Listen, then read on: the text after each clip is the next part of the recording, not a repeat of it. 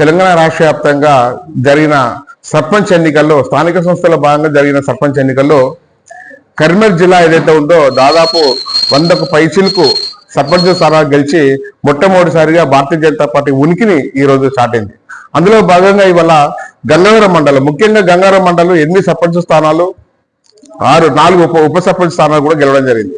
ముఖ్యంగా భారతీయ జనతా పార్టీ సర్పంచ్ స్థానాలు గెలవడం అవుతుందో భారతీయ జనతా పార్టీ కార్యకర్తలుగా ఉన్న అందరినీ కూడా ప్రజలు స్థానిక గ్రామ పంచాయతీలు అందరూ కూడా ఆదరించడం జరిగింది. ఎందుకంటే ఇక్కడ గెలిచిన 8 మంది సర్పంచులు కూడా అనేక సంవత్సరాలుగా పార్టీ కోసం కష్టపడుతూ శ్రమిస్తూ అనేక విషయాలు అంటే ఏదైతే ప్రజా ప్రయోజనాల దృష్ట్యా ఏదైతే ఇక అవలంబిస్తున్న వైఖరిని ఎండగడుతూ సోషల్ మీడియా ద్వారా కానీ లేకపోతే గ్రామ పంచాయతీలు అనేక విధాలుగా ఎండగడుతూ ఒక సవాలుగా మారినారు. ఆ సవాలుగా మారిన ఎవరైతే ఉన్నారో వాళ్ళందరూ కూడా వాళ్ళ సర్పంచ్గా గెలిచి ఇవాళ భారతీయ జనతా పార్టీని ఇక నిలబెట్టడం జరిగింది.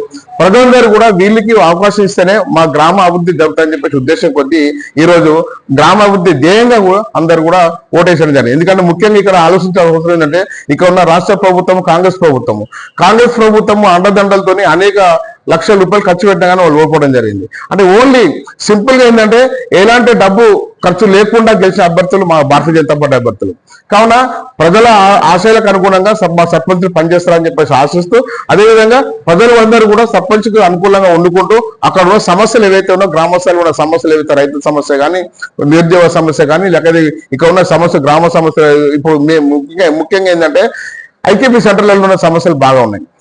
వాటిని కూడా పరిష్కరించే దిశగా మా అభ్యర్థులు సహకరిస్తారని చెప్పేసి అదేవిధంగా ప్రజలు కూడా సహకరించాలని చెప్పేసి కోరుతా ఉన్నాను. ఇవాళ ఇక్కడ జరుగుతున్న అధికారులు ఎవరైతే ఉన్నారో సంబంధిత అధికారులు కూడా మా సర్పంచ్ అందరికీ సహకరించాలి.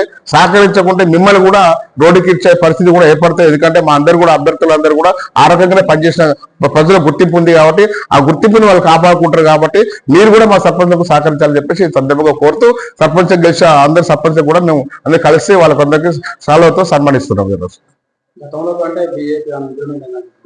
గతంలో అంటే ఉమ్మడి ఆంధ్రప్రదేశ్ ఉన్నప్పుడు భారతీయ జనతా పార్టీ అనేక జెడ్పీటీసీ సర్పంచ్ స్థానాలు గెలిచింది. తెలంగాణ రాష్ట్రం ఏర్పడగానే కొద్దిగా తెలంగాణ ఏదైతే ఉందో మన టీఆర్ఎస్ పార్టీకి అనుకూలంగా ప్రజలు కూడా ఉద్యమ పార్టీ అని చెప్పేసి టీఆర్ఎస్ పార్టీకి అనుకూలంగా ఉండడం జరిగింది. ఇవాళ అదే టీఆర్ఎస్ పార్టీ వల్ల చొప్పండి కాన్షియస్ లో ఓడిపోవడం జరిగింది. ఈ చొప్పండి కాన్షియస్ లో బీజేపీ సెకండ్ ప్లేస్ రావడం జరిగింది. కాంగ్రెస్ తర్వాత బీజేపీ సెకండ్ ప్లేస్ రావడం జరిగింది. కానీ అదే గంగవరంలో మొత్తం బీజేపీ మొదటి ప్లేస్ లో రావడం జరిగింది, కాంగ్రెస్ 2వ ప్లేస్ పోవడం జరిగింది. అందుకే ఏమంటారంటే ఎవరైనా కష్టపడే కార్యకర్తకైన గుర్తింపు ప్రజలే ఇస్తారని దానికి నిదర్శనమే ఈ రోజు మా సర్పంచ్ అభ్యర్థి వినాయక్ సాగర్ గారు ఇక్కడ కొండపల్లి గ్రామ సర్పంచ్ గా గెలిచిన సందర్భంగా కూడా వారు కావడం జరుగుతూ ఉన్నది.